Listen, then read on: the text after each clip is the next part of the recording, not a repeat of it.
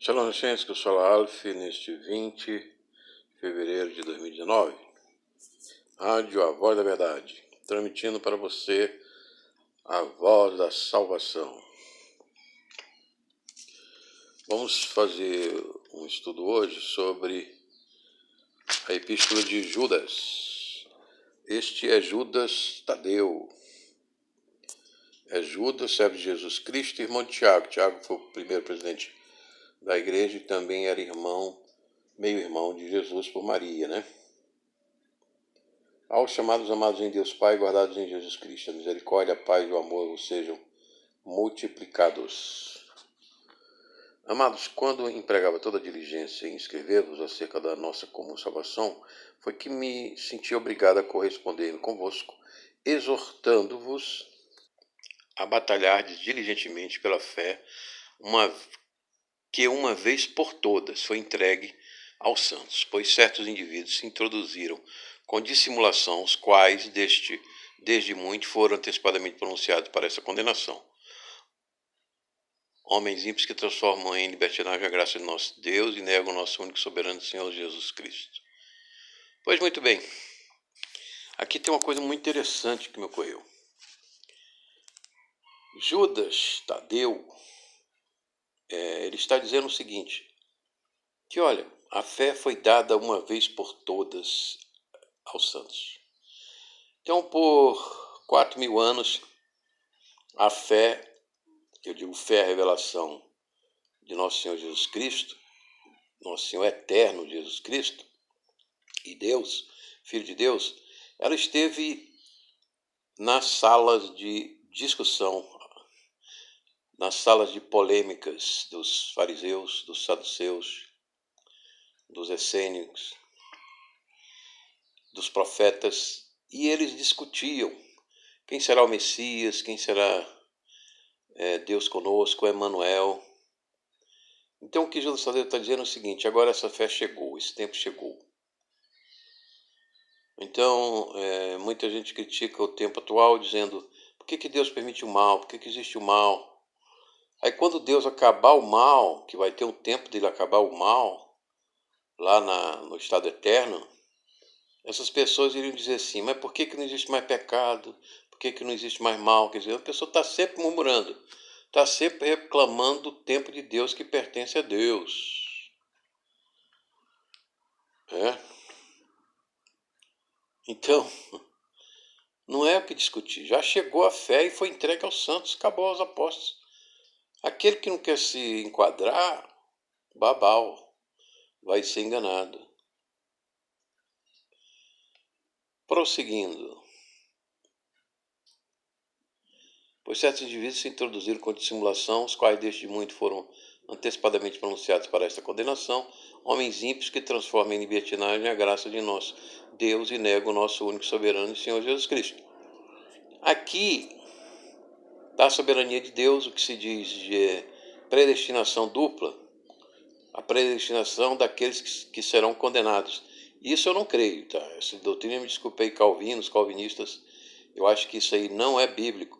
E aqui, isso aqui, Judas Tadeu não está dizendo isso. Ele está dizendo que esses que estão se introduzindo com dissimulação naquela geração apostólica, transformando em libertinagem a revelação da graça de nosso Deus e negando o nosso único soberano Senhor Jesus Cristo, naquela época, naquelas situações, esses já estavam previstos que seriam condenados. É diferente. Não é hoje nós dizemos, eu vou escolher, esse aqui está condenado desde o princípio, pelo decreto divino da soberana misericórdia de Deus. Não, esse está salvo. Não, nós não podemos fazer isso agora. Se os apóstolos pronunciaram isso naquela geração para aqueles homens, nós não podemos fazer isso agora. Isso é um segredo de Deus. Deus sabe, mas nós não sabemos. Aí eu faço uma comparação seguinte, que Deus, ele tem a visão calvinista. Ele já sabe quem vai ser salvo e quem não vai. Ele não escolheu, mas ele já sabe. Ele é presciência. De certa forma, é o supralapsariano ou o infralapsariano. Não importa, Deus já sabe, Ele tem a presença que Ele vive na eternidade, mas nós não sabemos. E isso é coisa muito séria para nós cometermos erros. Então é isso. Isso aí é bem claro. Importa que todos os homens sejam salvos e nós devemos pregar o Evangelho assim pensando. Embora haja indícios de pessoas que não aceitarão, que resistirão, mas nós não podemos bater o martelo final. Pois o tempo e todos os tempos pertencem a Deus. Tanto o macrotempo das eras como dos homens, das almas. Quero, pois, lembrar-vos, embora já estejais cientes de tudo, uma vez por todas, que o Senhor, tendo libertado um povo, tirando da terra do Egito, destruiu depois os que não creram, e a anjos que não guardaram o seu estado original, mas abandonaram o seu próprio domicílio. Ele tem guardado sob trevas em algemas eternas para o juízo do grande dia, como Sodoma e Gomorra e as cidades circunvizinhas, que, havendo se entregado à prostituição como aqueles, seguindo após outra carne, são postas para exemplo do fogo eterno, sofrendo punição. Aqui ele diz que também aqueles anjos foram atrás de outra carne, né? De outro corpo, por essa tradução. Aqui cabe uma análise mais profunda dos originais gregos e de outras traduções e talvez uma crítica textual, para sabermos melhor. Mas o fato é que aqueles que abandonam a sua natureza caem no juízo de Deus, como Sodoma e Gomorra. Aí está o perigo desta ideologia de gênero, que eu acho que deveria ser proibida. A maioria cristã proíbe essa ideologia nas escolas, em todo lugar. Porque isso é de um satanismo atroz e é uma condenação certa, ou quase certa. Ora, isso da mesma sorte, quais sonhadores alucinados, então são utopias, ilusões e sonhos que colocam na mente dos jovens, das crianças e até de adultos para reduzir a população mundial, para destruir as pessoas, para fragilizá-las, dominá-las com mais facilidade e mesmo para cumprir a vontade do diabo, perder essas almas, perder a felicidade dessas vidas, a saúde, o equilíbrio mental. Ora, estes da mesma sorte que sonhadores alucinados não só contaminam a carne, como também rejeitam governo e difamam autoridades superiores. Então a gente vê esses protestos escandalosos de orgulho gay, esses escândalos aí desafiando as autoridades superiores, né, o conhecimento superior de Deus, dos cristãos, também de alguns judeus. Contudo, o arcanjo Miguel, quando contendia com o diabo e disputava a respeito do corpo de Moisés, não se atreveu a proferir juízo infamatório contra ele. Pelo contrário disso, o Senhor te repreenda. Estes, porém, quanto a tudo o que não entendem, difamam, quanto a tudo o que compreendem por instinto natural como brutos, sem razão, até nessas coisas se corrompem. Então a própria consciência deles está cauterizada para o bem e para a verdade. Ai deles, porque prosseguiram pelo caminho de Caim, movidos de ganância, se precipitaram no erro de Balaão e pereceram na revolta de Corá. Estes homens são como rochas submersas. Então ele Judas Tadeu, ele nos informa aí, né? Irmão de Jesus. Eu creio que é o Judas Tadeu mesmo, se eu não estou enganado. Ai deles, porque prosseguiram pelo caminho de Caim. Tem 3 personagens, Caim, Balaão e Corá. Corá fez uma revolta política religiosa. Balaão se vendeu por dinheiro dos estados, das nações. E Caim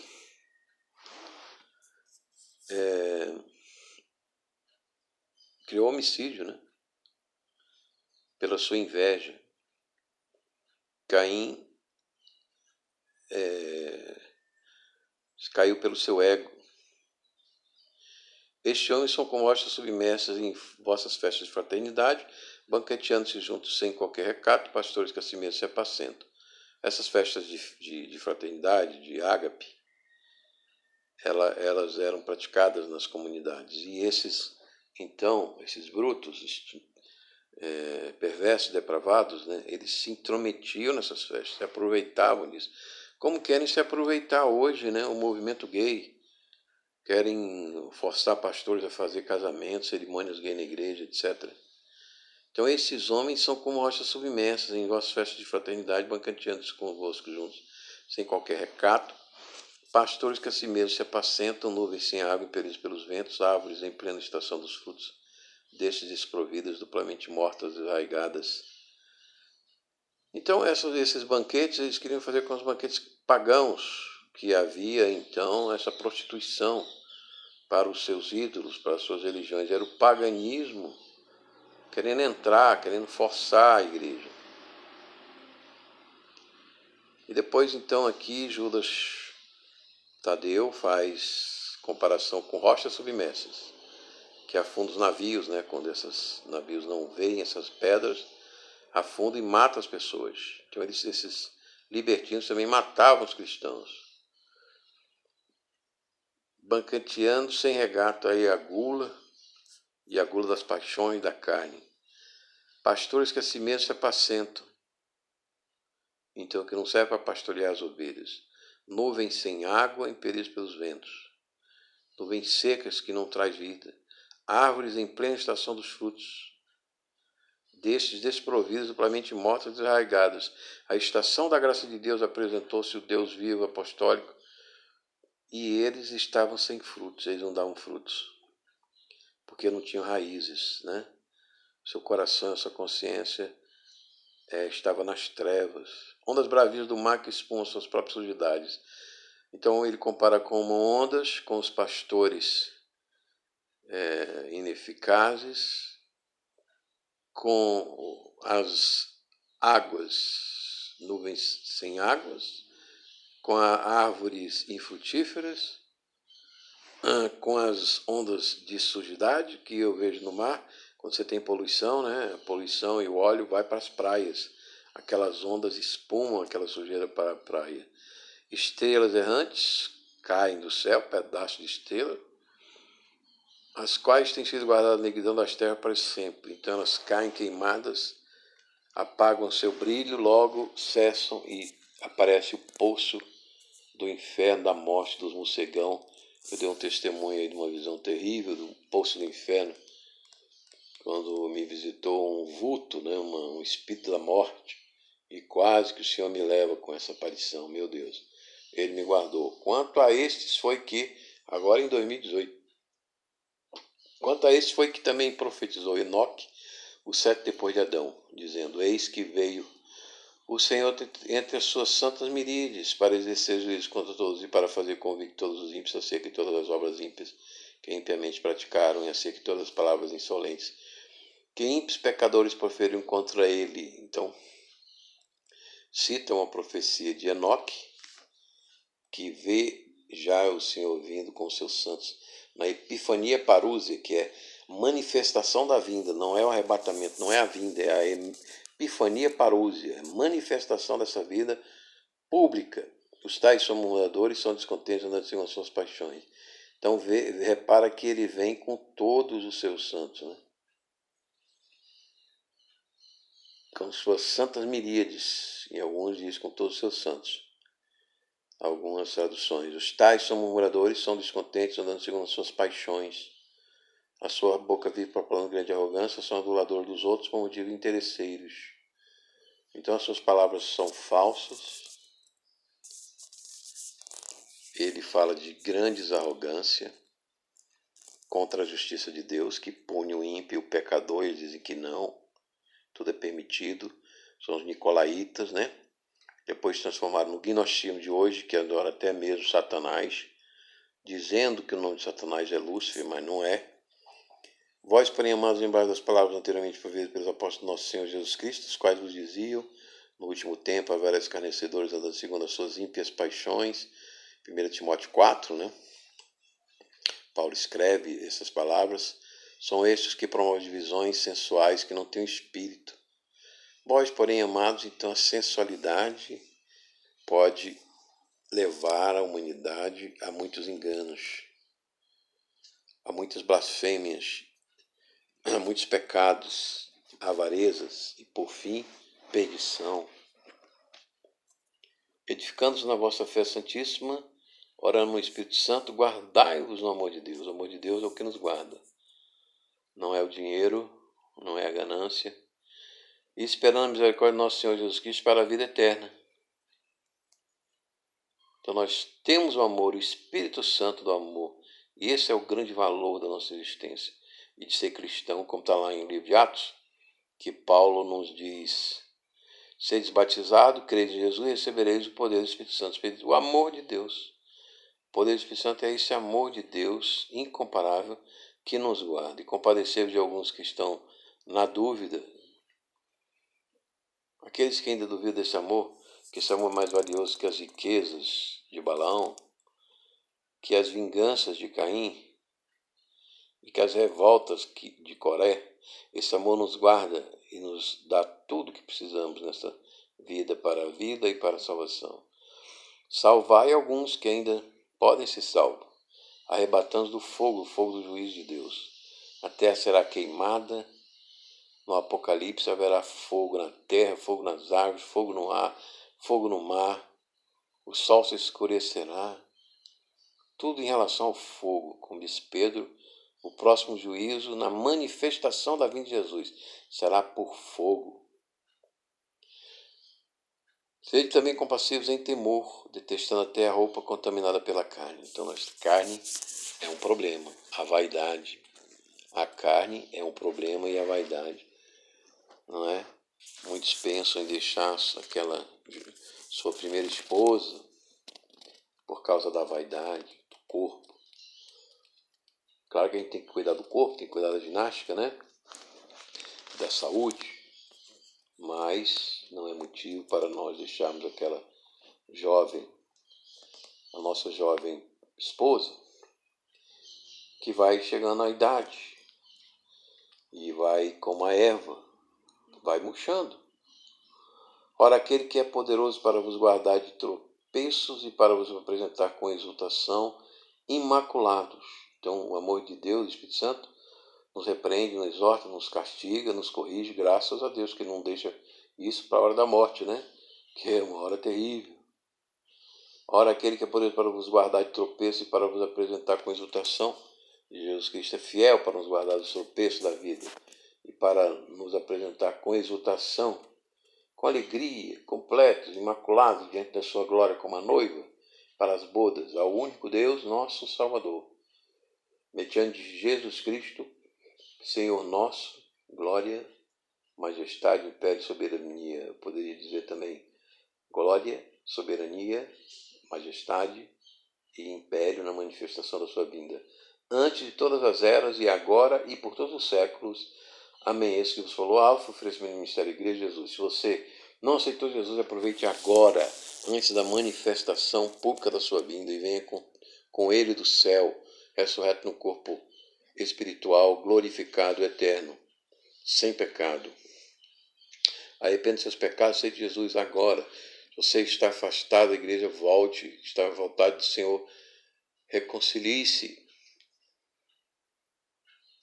E você quer uma bênção de saúde, de prosperidade para a sua vida, solução dos seus problemas, na justiça, no seu trabalho, na sua família, na sua comunidade.